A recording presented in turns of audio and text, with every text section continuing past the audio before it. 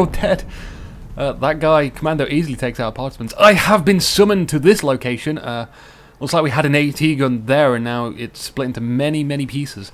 KV-1 still alive. KV-1 not going to die. KV-1 is the best of them all. KV-1 kills them all. Yeah, rhyming all with all. I'll try better. I am a musician. I should do better than that, but I'm not a rapper. Comet 1 now moving up with the militiamen. The infantry... I wouldn't trust these guys to protect my tank, but okay, Surfing Man's gonna at least use them as guys which seem like they can protect the tank. Bodies, essentially. We have a Comet tank firing on the KV-1. Oh no, it's Seth Mighty has brought a Firefly to the field. Beautiful camera position there, I must admit. And all these tanks are like, no, this isn't for me. You said there was only going to be infantry, and already the T-34 on the right-hand side for the Soviet Union gets hit. Smoking corpse for it. On this right-hand side, Perpro is bringing up a tank. Looks like they're going to try and flank this Firefly, readjusting its aim. They've acknowledged its position. Fire maybe is looking at the Comet, I believe. Artillery comes down. This Comet is flipped onto its side. It's still repairable. They could push it over with another tank and then maybe repair it. You can see the turret's still moving and now the engine's on fire. Bad news. The militiamen failed to do its job in protecting it. I don't know what they were thinking. They could have easily taken out all of those tanks in one shot. AA gun takes out the light tank in the middle. T-34 moving up on the right hand side. Finally found the cowboys hiding. Cowboys fall over, crushed by the falling debris. T-34 gonna continue moving, gonna hit the AA gun, drive over it as well, completely destroy that, not gonna be usable again. It's gonna... it flies into the back of the school building, clearing out a few infantry there. It continues to drive around, gunning down these infantrymen. Crew injured, bad news for Screaming Eagle and his T-34. They get out, gunned down by the mass amount of infantry surrounding this. Surfing Man could repair that vehicle. There's an AA gun gazing into the stars. He temporarily detached that so he could fire, but it didn't look like he got a shot off, considering where it's pointing at. Perpro and Laubox on the right hand side still continuing their battle. T-26, one of the light tanks, moves up now to dispatch of Laubox's control over this area. That gets destroyed very quickly. Bad news for Perpro. Perpro not having a nice day today. He moves some infantry up using the haystacks for cover. Laubox positioning his infantry into hidden secret locations, waiting for infantry to approach. Is this school building now controlled by Eagle's troops? Also eating rubble. Oh god. Oh, the tremendous sights of this game. I love to see more rubble falling down. One guy escapes. He's going to crawl into the zone and try and cap it. Currently neutral. Surfing Man now repairing the T-34. Wonderful opportunity for him. However, he should know that Eagle is not going to be too pleased about that. He's going to go into a freaking frenzy about it. He doesn't like his stuff stolen at all.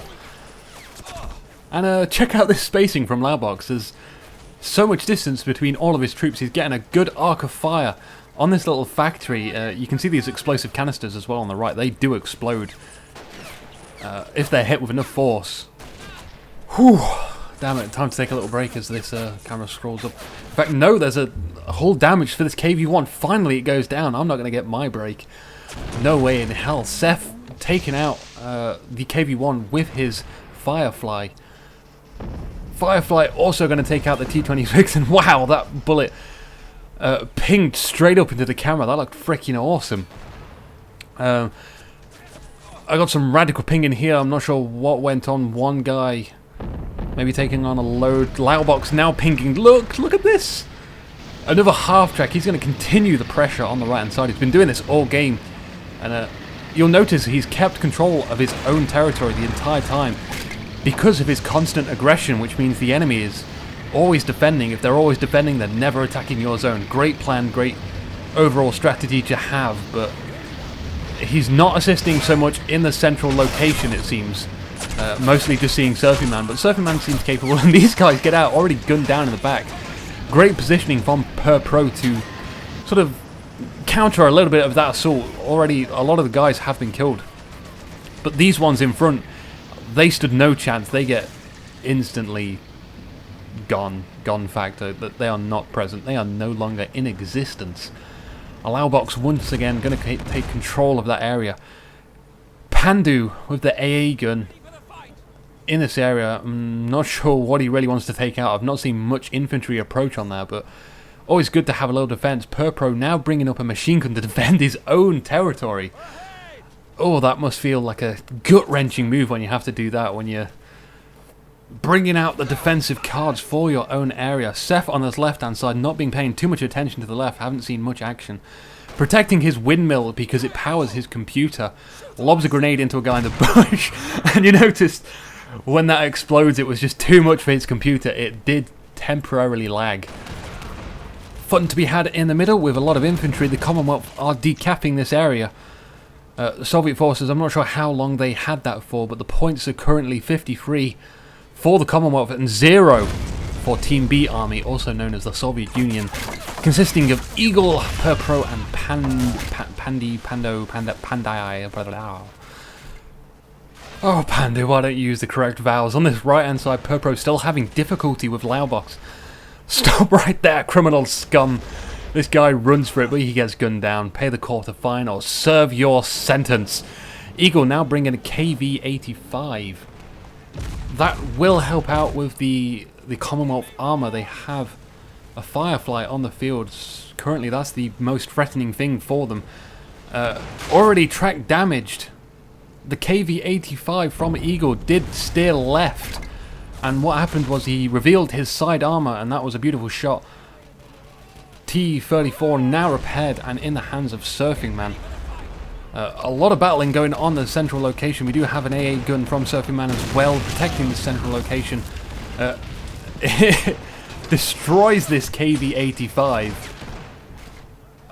The turrets fell off, and Eagle blobbing up his troops behind this picket little fence. It is called a picket fence in the editor. I have been playing around with that recently, which is a good time to bring up. There is a map making competition. Go check out the Digital Mindsoft forums because we want new maps and we want them now. Heavy Churchill on the field. Not only is it a heavy Churchill, it's a flamethrower crocodile Churchill. It's going to duke it out with this Su-85, missing the first shot.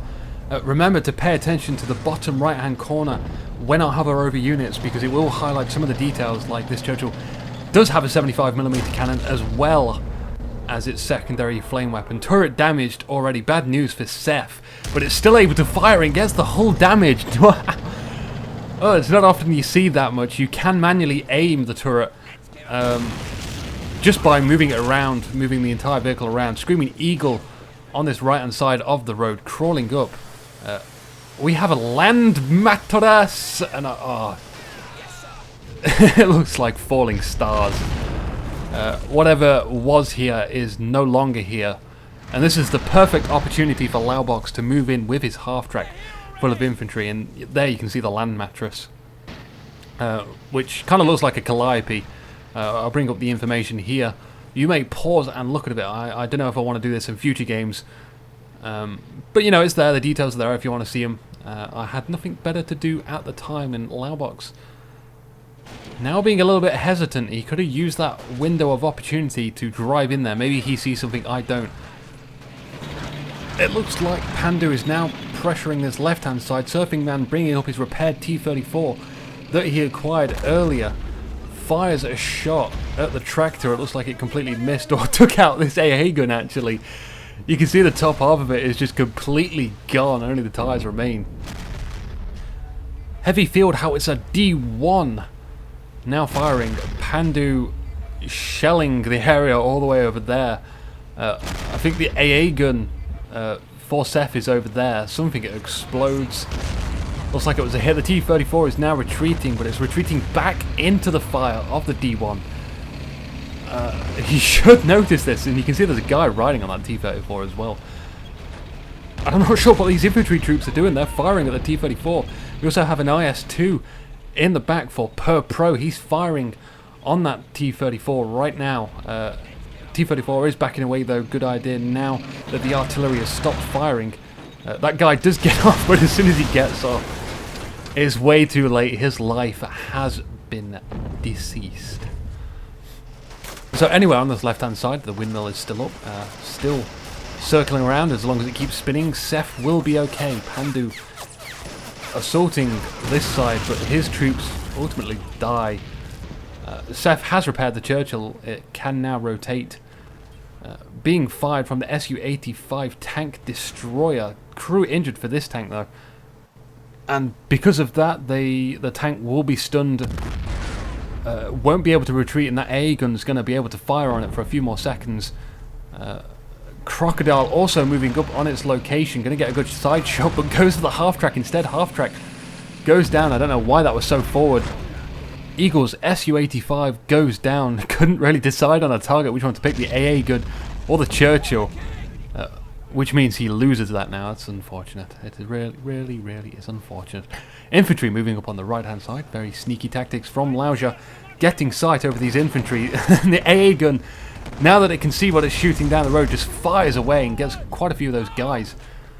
Also some militiamen around here. Very cheap units. Kind of seeing a fair amount of militiamen in this game. Churchill flaming away. It needs to look out though as a guy runs up with an AT grenade, but he gets flamed, well controlled by Seth. And he continues flaming away as well.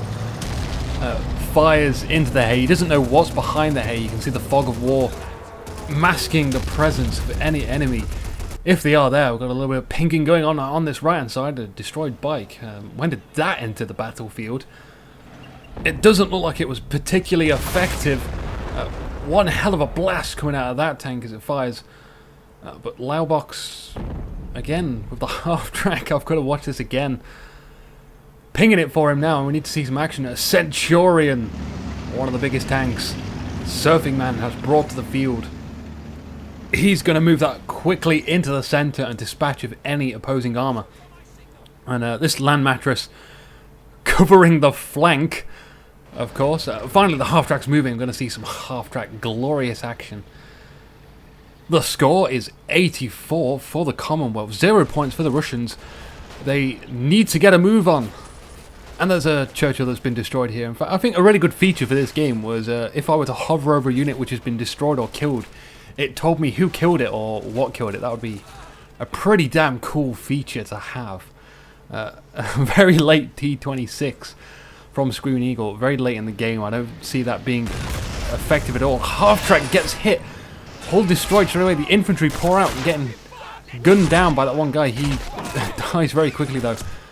Laubox not going to retreat. He's going to see this plan all the way through to the end. His infantry guns down approaching enemy forces, but strangely enough, they weren't returning fire. Purpro or Eagle, I'm not sure who it is, didn't notice.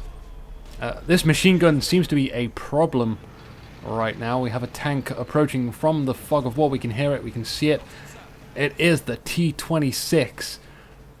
That's not going to stand up in a battle against a Centurion, I'm sorry. Purpro with a half-track in response to Laubox's half-track. This central position actually was going to be decapped from Laubox. I don't know why he goes ahead and takes the right-hand position. Maybe that machine gun is still present there. But his infantry dies. One hell of a risky maneuver to pull. In all honesty, I don't think he could ever see that actually succeed. What's going on down here? I heard an explosion. I'm not sure what it is from. Still more pinging here. We have a heavy field howitzer. That was definitely causing the explosion. And the T-26 ejects its crew all over the battlefield. We've still got artillery landing here though, or some sort of fire. Flares going off. Gonna see an explosion. This heavy field howitzer, even if it is recruited, is definitely destroyed now. Great placement for a flare. Good late game.